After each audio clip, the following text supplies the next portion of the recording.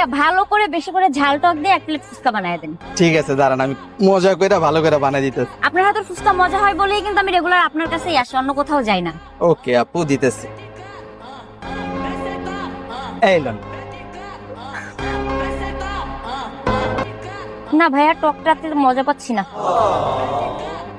ফুচকাও মজা না, টকও মজা না, কি হয়েছে ভাইয়া আজকে? আচ্ছা আপু, আপনি 2 মিনিট দাঁড়ান, আসলে আমি আজকে ম্যাজিক মশলাটা আনতে ভুলে গেছি, তো নিয়ে আসি, তারপর আপনার মজা করে বানাই দিতেছি। ও আচ্ছা, তাহলে তাড়াতাড়ি আসেন ভাইয়া। হ্যাঁ ওকে আপু, আপনি 2 মিনিট দাঁড়ান। ঠিক আছে।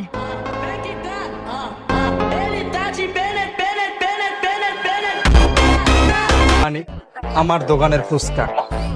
ও ভাইয়া চলে আসছেন। এবার যদি মজা না হয় ভাই, আমি আপনার দোকানে আর কখনো আসবো না। আরে আপু, মজা না হইলে টাকা ফেরত।